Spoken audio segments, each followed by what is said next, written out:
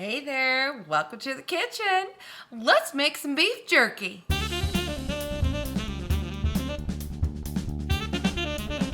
My name is Angela. I'm the Inquisitive Farmwife, and I am thrilled that you're here with me in the kitchen. If you're new to my channel, make sure that you go ahead and hit that subscribe button so you don't miss out on any future content.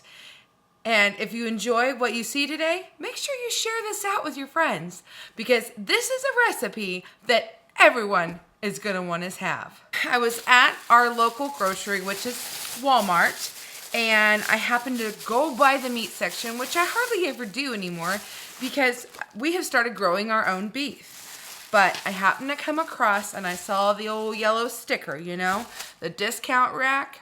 I like to get these strips of stir fry. It is your beef bottom round steak, and it's been cut into strips. And I like to use this for beef jerky. And that's what we're gonna make today.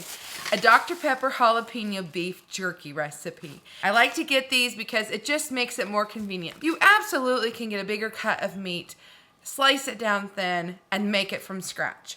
This is just a time saver for me. As far as ingredients, all you need is some onion powder, black pepper, garlic powder, Worcestershire, soy sauce, Dr. Pepper, jalapenos. We're using Dr. Thunder today. I found these little cans. They're the 7.5 ounce, and they're gonna work out perfect. So I'll be using 2 since we're making a double batch today. I'm gonna zoom you into where my hands are so that you can see exactly how to do this. All right, first thing I'm gonna do is get all of our ingredients put here in our saucepan. We need a cup of soda, which is about 8 ounces. These are 7.5 ounces each.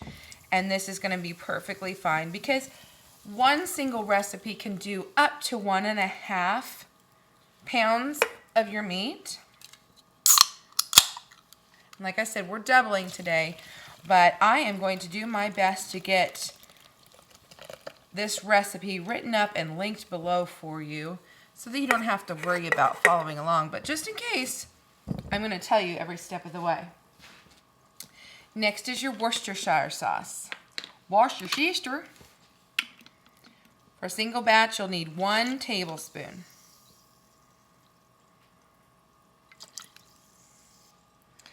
And then I like to use about, a heavy tablespoon of the soy sauce too.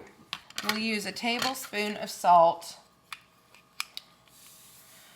Now, normally I like to use my pink Himalayan salt, but I couldn't find it. So we're just going to use regular table salt.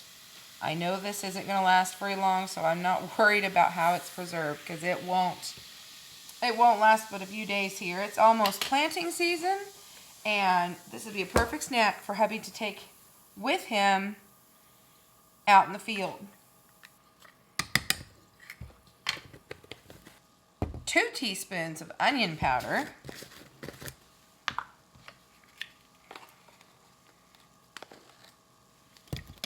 And a teaspoon of ground black pepper.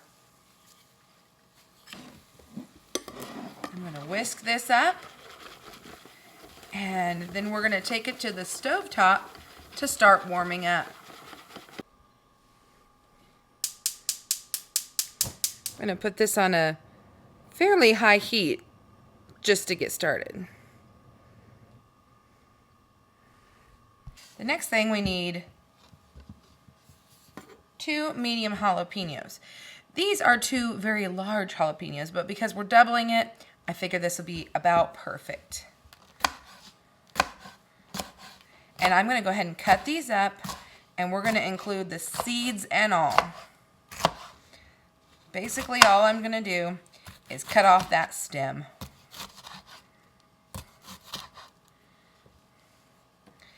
And I do think I'm going to go ahead and take some of the bigger pieces, cut them in half. Well, I actually have 1 more jalapeno in the refrigerator, so I decided to go ahead and chop this one up too. And then this goes into the pot of marinade. Give this a quick mix.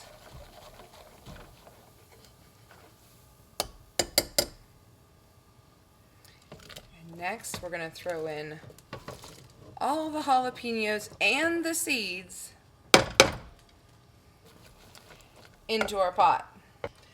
I'm gonna let this boil and simmer for probably 15 or so minutes. I want the liquid to get thick, like a syrup. Pretty much we want it to reduce in half.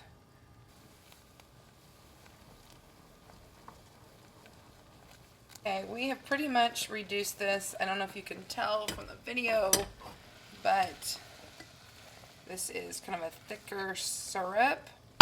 And so now I'm just going to take it off the heat, shut that off, and let this cool.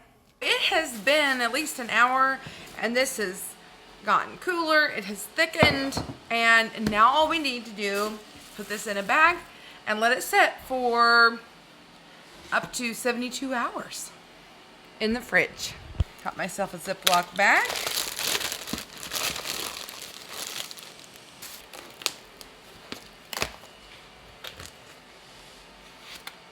I'm going to take half of our meat and put in here. I'm going to pour in our marinade.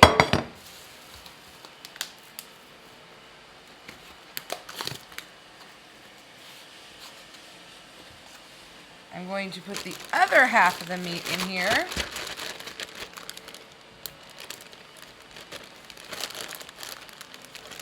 And then I'm going to just massage it really well. I want to separate all those slices of meat.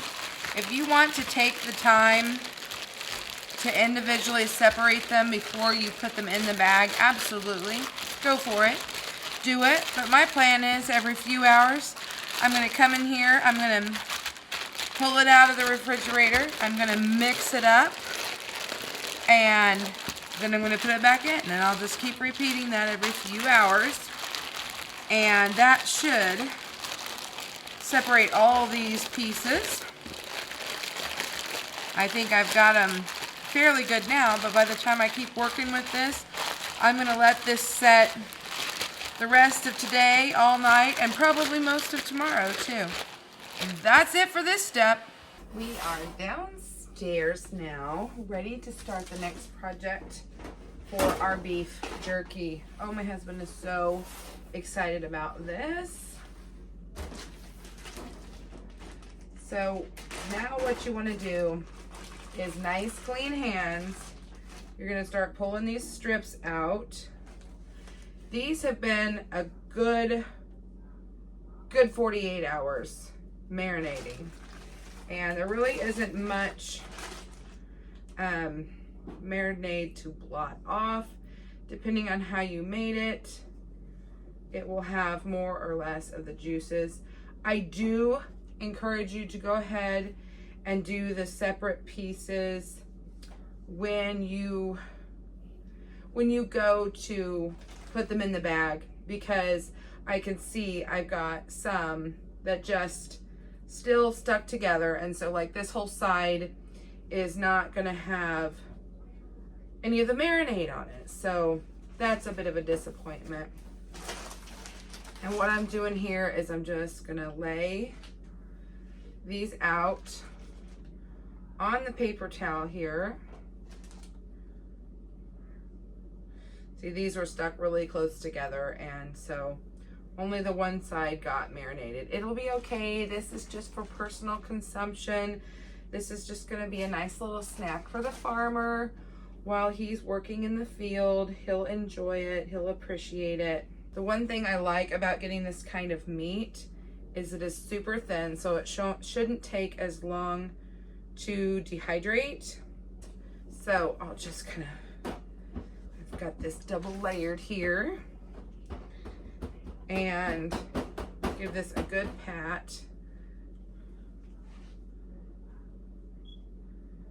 And then that's a pepper. We don't need to put it on there.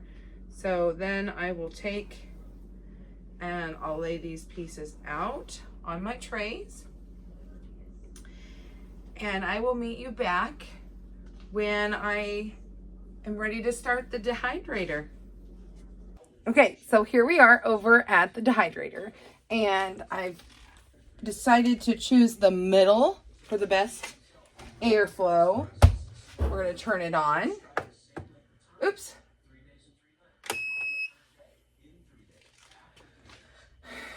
And now I'm going to choose my temperature.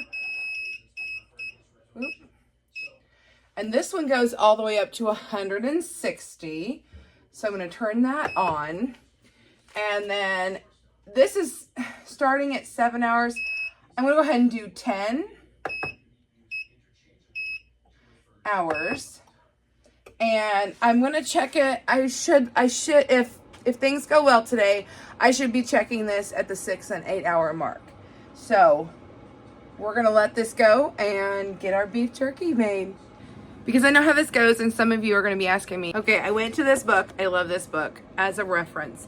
350 degrees for 10 minutes if you choose to cook your meat before you put it into the dehydrator. And it'll just give you a little more peace of mind. I definitely would do it if I was working with other meats. I personally am okay with doing it this way because before I had this book, before I had this dehydrator, that's the way I did it. And so you do what you're comfortable with, friends. We're at the end of the day and I can already tell. I'm going to shut this off. I can already tell this is done just by looking at how small the beef jerky is. Yes.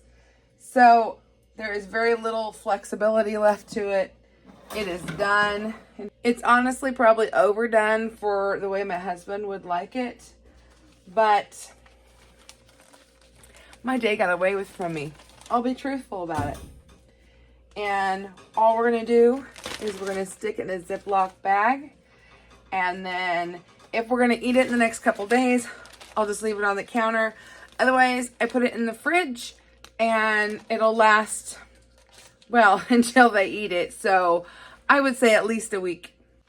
I've seen where some people leave it in the bag and close it while it's still warm to try to trap in some of the moisture. There is hardly any fat at all on here. Normally when there's a fattier piece of meat, I would go and I would blot the fat off with a paper towel. There just isn't any. And now these, I can take these over to the sink, give them a good rinse with soapy water and put them back in the dehydrator. Let it dry for, it doesn't even take 30 minutes. And it'll dry these for you. You don't even have to worry about it. So that's a fun little tip for you. Here we have it. 2 pounds of stir-fry sticks turned into crunchy beef jerky. If you don't like it as crunchy, don't let it go as long in the dehydrator. I think I must have went about, well, I had about an hour left. So I can't remember if I set this for 10 hours. So I think I went 9 hours today. But I'm going to grab a piece and we're going to give it a test. This one has a piece of fat on it. So that's the piece I'm going to take a little taste off of because I don't want to store this fat.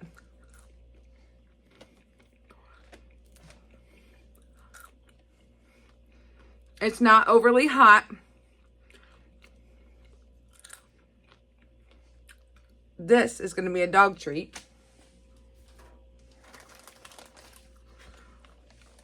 And really, it didn't get too dry. I am going to be careful about this piece of jalapeno. The seeds are really what I'll probably have to worry about. I'm going to take this piece of beef jerky and I'm going to finish this. I can't wait to see you on my next video. Thanks for coming along. I hope you enjoyed the content. And make sure you check out down below. I'll have a link to the recipe. Bye for now.